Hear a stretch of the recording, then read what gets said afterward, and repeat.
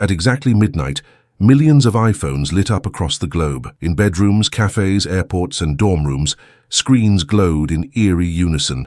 An entire planet's worth of devices jolted awake by a command no one heard, yet everyone obeyed. From Cupertino, a silent pulse radiated outward, invisible but irresistible. The update had arrived. A new world unlocked, or was it a new prison? There was no vote, no public debate, no long deliberation in Congress or Parliament. One company flipped a switch, and billions of lives shifted overnight. Notifications cascaded like falling dominoes. People scrambled to tap, install now or remind me later, but in truth, the choice was an illusion. This wasn't just software, it was a quiet rewriting of the rules of modern life. Some cheered, dazzled by the promise of speed, polish, and features wrapped in Apple's velvet branding. They told themselves, "This is progress, this is the future in my hand." But for others, the synchronization felt unnerving, almost authoritarian. If a corporation could update the very fabric of our digital lives with a single midnight signal, what else could it command? Across social media, the questions came fast and sharp.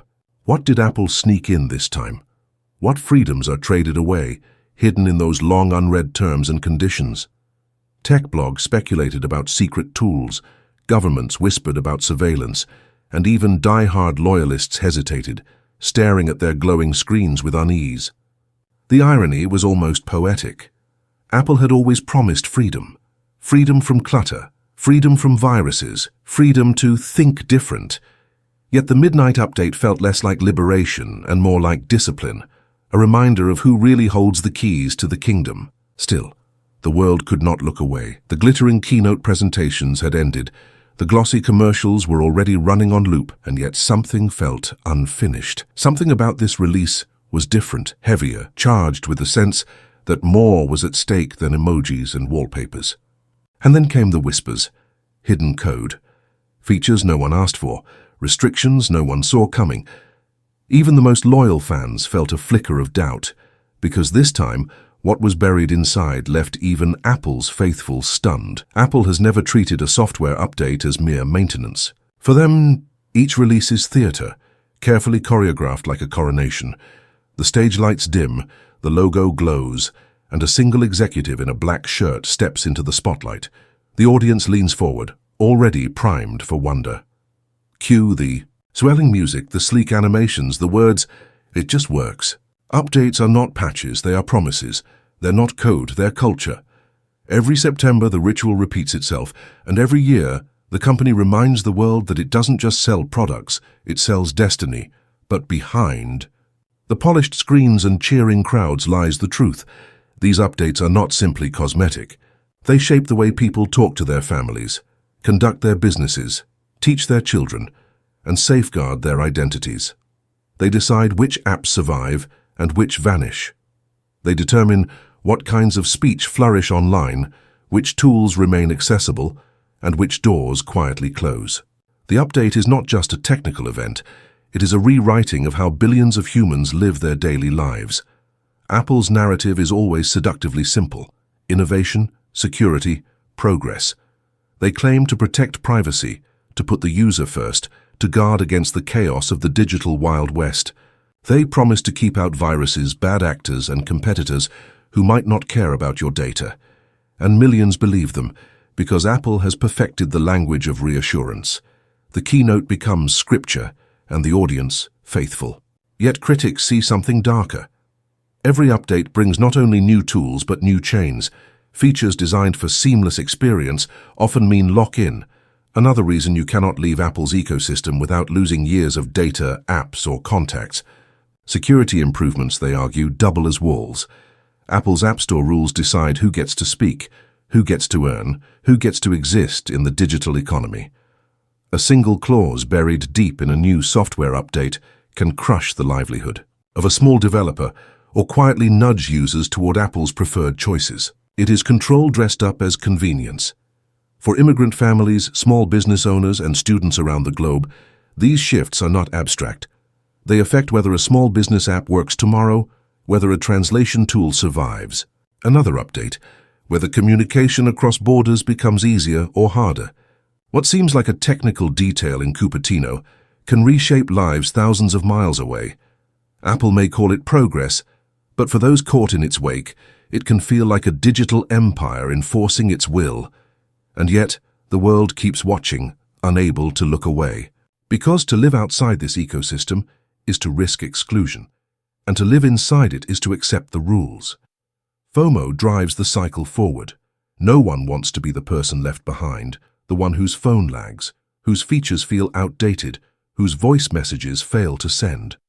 Every update whispers stay current or vanish, but this time the ritual feels heavier. The features look shinier, yes, but the undercurrent is different. The questions sharper, the critics louder, and the consequences far larger. Apple isn't just tweaking devices. It is shaping the boundaries of human freedom. To understand the magnitude of this moment, you have to understand Apple itself, not just as a company, but as a myth, a monarch, and for some, a messiah. Apple built its empire on a story, the underdog that defied convention, the scrappy dreamers who told the world to think different. For decades that image lingered, polished into legend, but somewhere along the line the rebel became the ruler. The brand that once promised freedom now stands accused of building the most sophisticated digital cage humanity has ever known. The first sign of that shift came with the App Store. Launched as a miracle, it seemed to democratize technology. Anyone could build, anyone could publish, anyone could reach the world. But hidden behind the glitter of opportunity were Apple's iron rules. Every app had to pass through the company's gates. Every payment was taxed, every feature scrutinized. A single rejection email could end a developer's livelihood overnight. Critics called it a monopoly in all but name. Developers whispered that they lived not in a free marketplace, but in a feudal kingdom where Apple collected tribute. Then came the privacy debates. Apple draped itself in the cloak of virtue, branding itself the champion of user data. What happens on your iPhone stays on your iPhone, they declared, casting rivals like Google and Facebook as villains. But privacy, too, became a double-edged sword. Yes, some protections were real, yet many of Apple's most restrictive rules conveniently crippled competitors while strengthening its own services.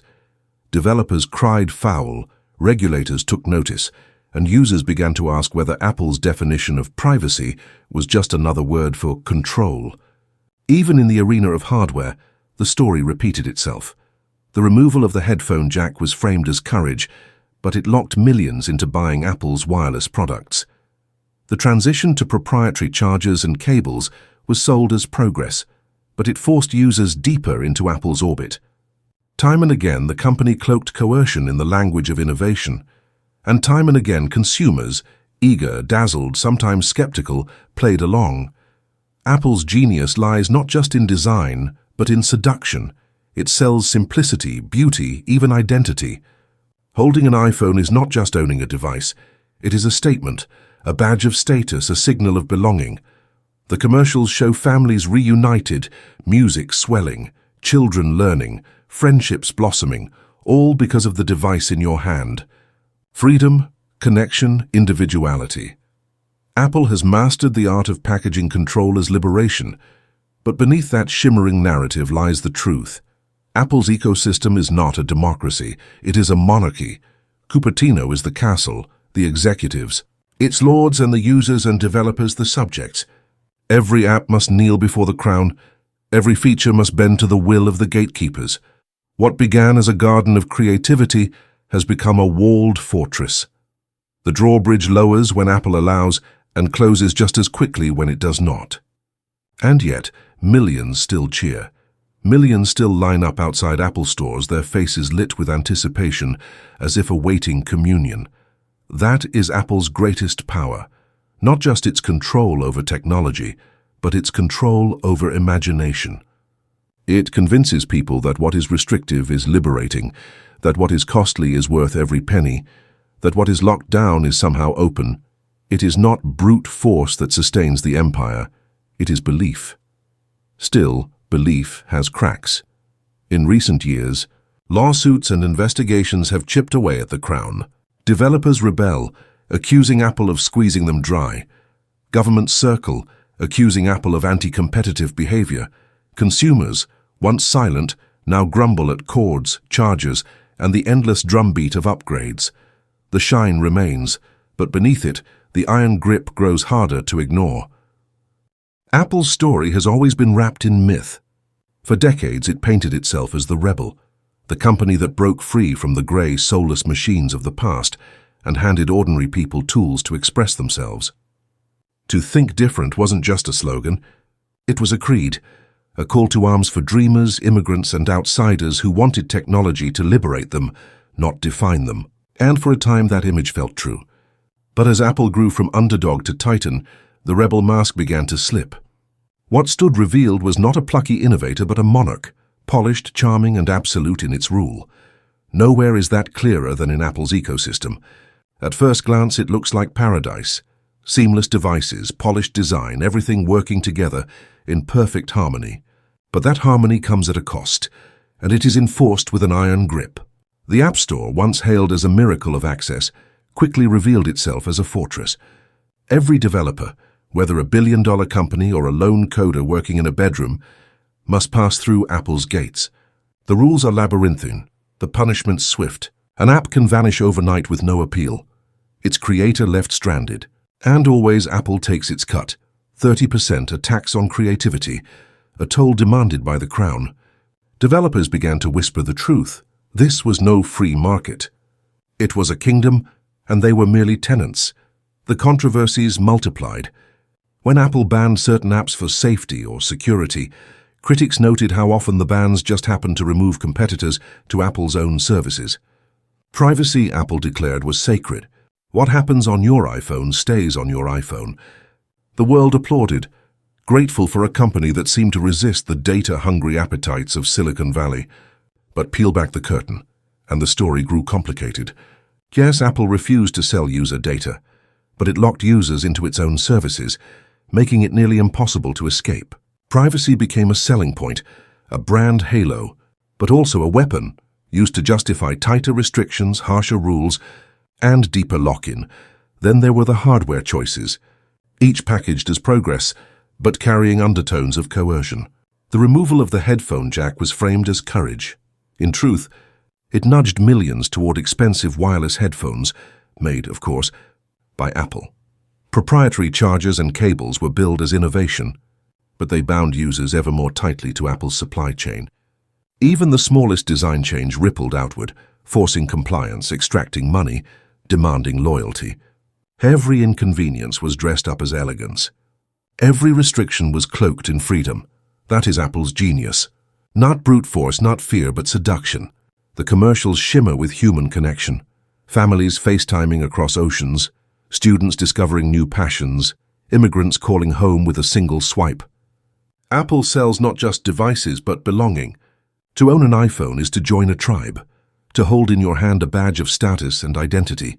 And yet beneath the music and the slogans, the truth lingers. Apple's freedom is a carefully managed illusion. The walled garden blooms with beauty, but its gates are locked and its keys rest in Cupertino. Cinematic in its dominance, Apple's empire is ruled like a monarchy. The stage at every keynote resembles a throne room, with executives cast as high priests of innovation, unveiling decrees to an audience that applauds on command. Each new product is treated as revelation.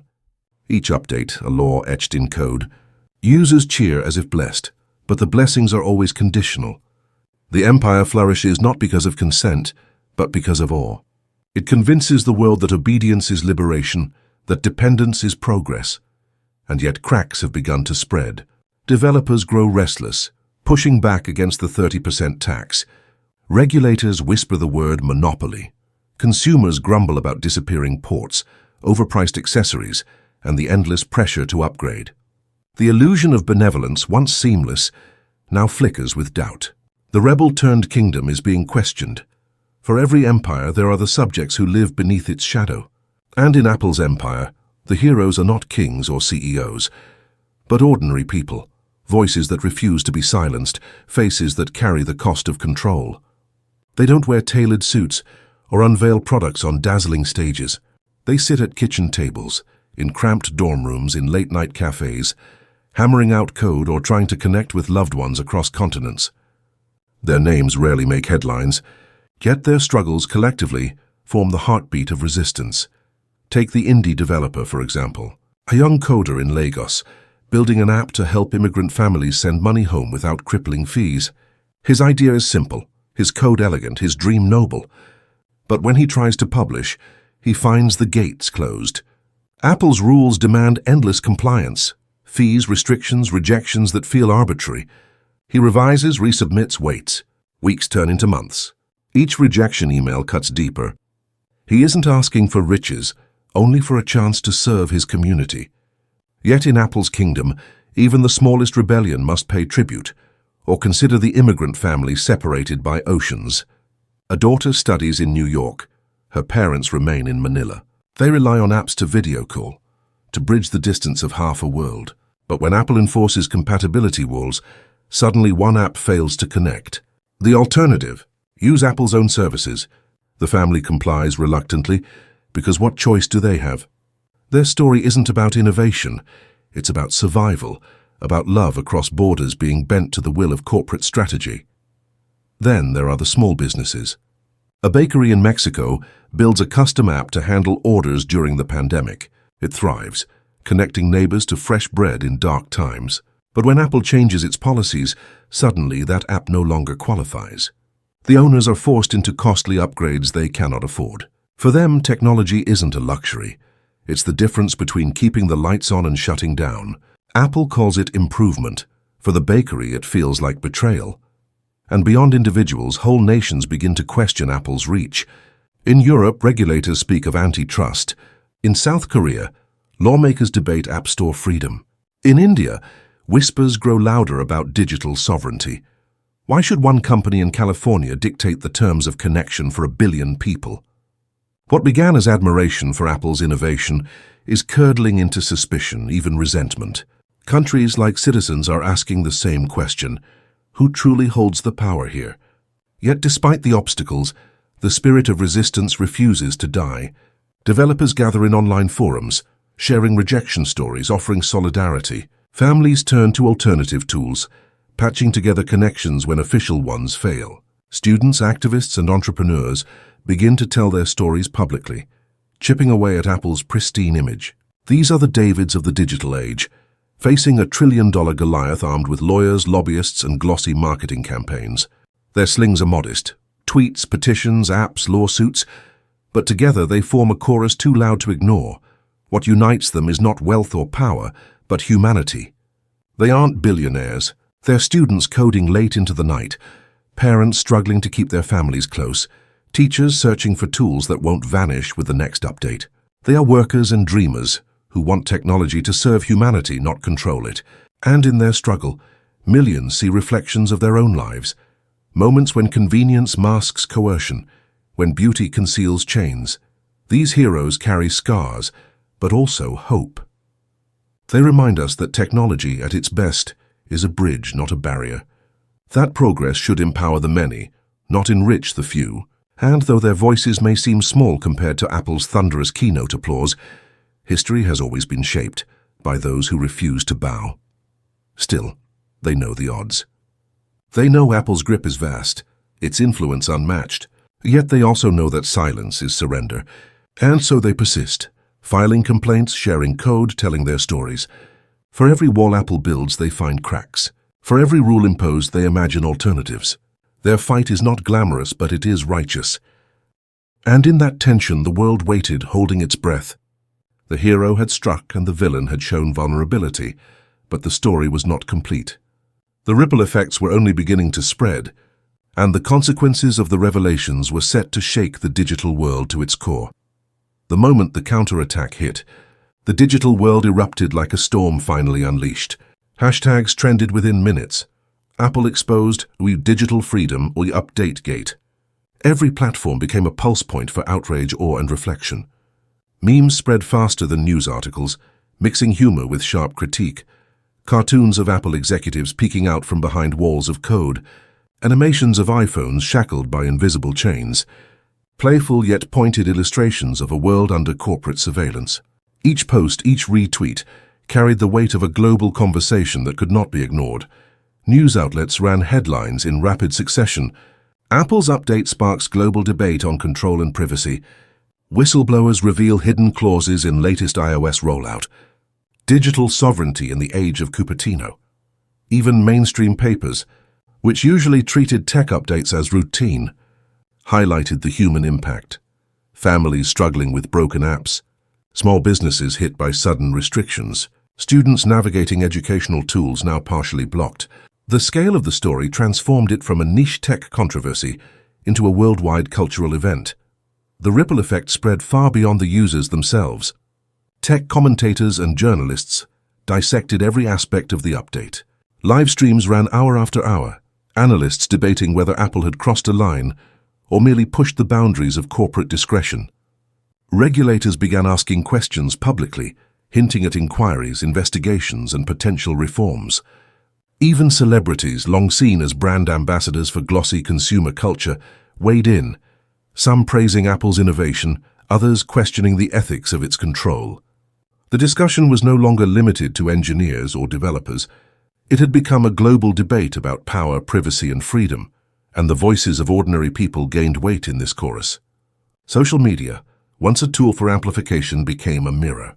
Viewers around the world saw themselves reflected in the outrage, the frustration, and even the awe. Parents who had lost access to essential communication apps nodded along. Students who relied on educational tools shared stories of disruption. Small business owners recognized the pattern of subtle exclusion. They were no longer silent observers. They were participants in a collective reckoning. Their experiences validated the concerns raised by whistleblowers, and their online presence amplified the consequences. Every post, every comment, every shared screenshot became a building block in a global narrative of resistance and awareness. Meanwhile, Apple's carefully curated image began to wobble under the weight of scrutiny. Polished press statements, glossy ads, and keynote footage now seemed hollow when stacked against viral leaks, first-hand accounts, and investigative reporting.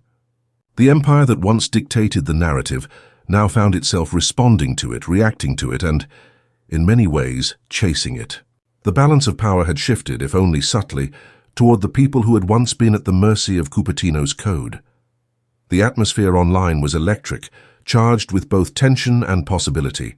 Developers celebrated small victories when Apple adjusted policies in response to pressure. Users shared tips and workarounds, creating informal networks of support and knowledge. The world was connected, not just through devices, but through a shared understanding that the digital landscape is not predetermined. It is negotiated every day by the people who inhabit it.